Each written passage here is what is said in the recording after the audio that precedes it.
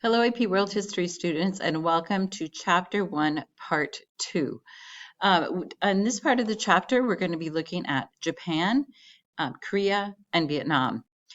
As you know, Japan is a series of islands that is off the east coast of East Asia, and you can see on the map here that it extends for quite a long distance from north to south. The Heian period is what we're going to start with, and this is the period from 794 to 1185 CE. The Heian period is marked by a large Chinese influence modeled after Chang'an, the capital of China, where, as you may recall, Huangdi was. So it was an era of great cultural flourishing. What does that mean? Well, that means things like the artwork was developed. That the tale of Genji is an example about Heian court life. So, what is it like being in the court? What is it like being a courtesan in Japan at this period of time? So, we see literature developing, we see puppetry, we see theater, all kinds of different cultural expressions. Begin at this time period. They try the equal field system that we talked about during the Tang Dynasty, but this does not work on the small island of Japan with sometimes very rugged areas and some very fertile areas. It was really a difficult system to maintain. So what ended up happening was that the island region of Japan ended up developing into these clan-based systems.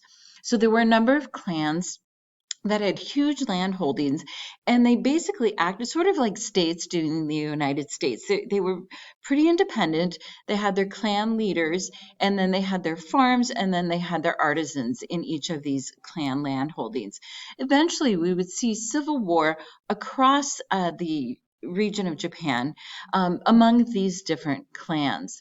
So feudal Japan then comes about from 1185 to 1333 CE. So we see on this map, by the mid-1000s, the imperial government has grown weak. The emperor is not really the most important person anymore. It's the regional landowners that have the power. Much of Japan became lawless and dangerous.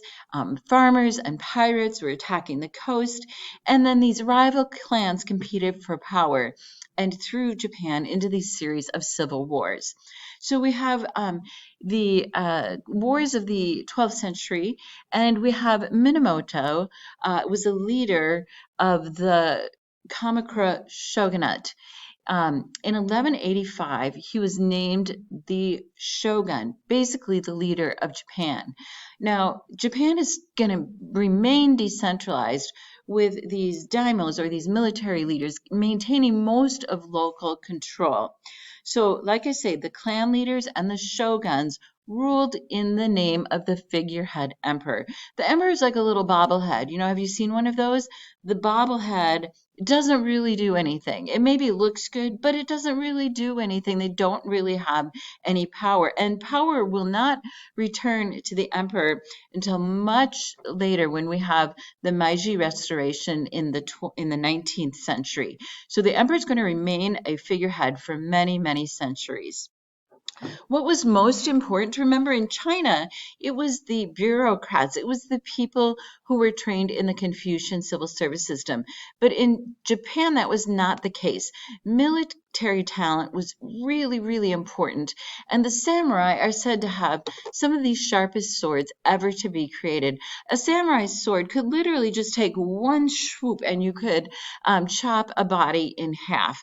The samurai swordsmen would take, swords crafters would take up to 2 years to make just one sword. And the key to a samurai sword is the number of times that the steel is folded over, pounded, folded over, pounded, of course, using the heat and the cold to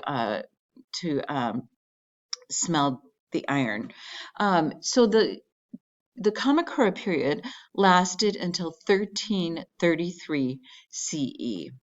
This is a picture of one of the shoguns, and as you can see, he is rather elaborately adorned. He's got his, in the quiver here are many arrows. He's got a long bow here. He's got his sword here. Some of them might have spears as well as other weapons that are not in this picture. This is an ancient woodcut of a samurai on the rooftop fighting. This is sort of a legendary samurai fight. Notice they are barefoot here. They're running across tiles, and even in some anime or other representations of ancient China, we see these really fantastical sword fights on rooftops and people jumping across swords. So military vassals were the samurai. A vassal is someone who serves someone else. They are professional warriors. They start fighting with little wood swords from a very, very young age. And then they have a relationship with their lord that is very strong. They will fall on their sword for their lord. We're going to see in Europe that this relationship with the knights and their lords were contractual, but that was not the case in Japan. It was about honor, it was about loyalty, and that vassal, that samurai, would do anything for its lord. The Bushido Code was a strict code of honor and duty to the emperor, to the shogun, and to the clan leader. And the clan leader is the person in particular that the samurai is going to be loyal to.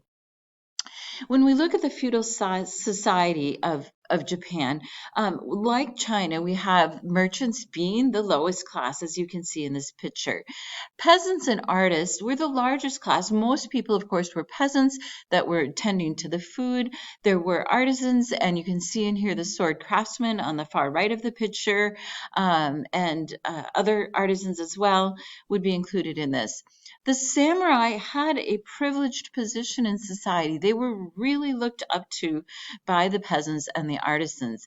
And then we have the daimyo. The daimyo are the wealthy landowners. They work under a shogun. So it's kind of like in the military, how you have different levels.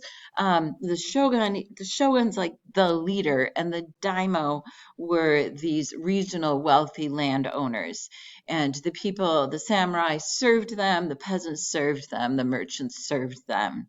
The emperor is at the top of the Chinese society, but again, really has little to no power until the 19th century when Emperor Meiji takes control. And then Emperor Hirohito in the 20th century during World War II will have a lot of influence as well. So the religious system of Japan is Shintoism. Shintoism is actually a religious system where action and ritual are more important than words. They don't have a huge like poetic or oral tradition behind them, but they do have polytheistic and animistic beliefs. So this picture here is called The Creation, and it is about a man and a woman who stir up the seas below the clouds, and they create the island nation of Japan. And I'm using the word nation loosely here because it isn't necessarily a nation state at this time, but it is Japan. So they had many gods and worshipped many animal spirits as well. The idea was to honor the kami. Kami is a word that refers to essence or deities in Shintoism. And there is a lot of ritual, like I said, involved in Shintoism. If you watch the sumo wrestling, I'm going to post a link on our page with a sumo wrestler. The sumo wrestling tradition goes back to Shintoism, and many of the things like throwing sand in the air or the way they circle their ring that they wrestle in, the fact that if they touch any part of the body other than the feet to the floor, they've lost. These are all part of the Shinto ritual. Let's look at Korea. We've already talked about Korea a little bit. The Silla Dynasty, this little peninsula, it's now North Korea and South Korea. This little peninsula has huge Chinese influence. And you know what? Everyone seems to want a piece of Korea. The Japanese wanted Korea. The Chinese wanted Korea. Korea just wanted to be Korea. They copied the centralized government system of Japan. They adopted the writing system. They still do have a symbolic writing system. However, it has been modified somewhat, so it's not exactly like Chinese. They did have some Confucian works, and other Buddhist teachings that they studied, but they were a tributary of China. So, as I already mentioned, they gave China gifts in exchange for trade benefits and for protection from being invaded by the Chinese, of course. And they performed the kowtow ritual.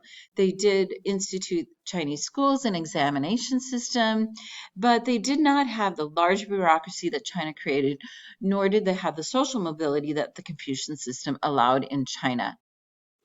And finally, we're going to take a look at Vietnam. Vietnam is this sort of awkward little strip of Southeast Asia. It's another tributary of China, but it would be involved in more conflict with China. What is the Chinese influence? The writing system.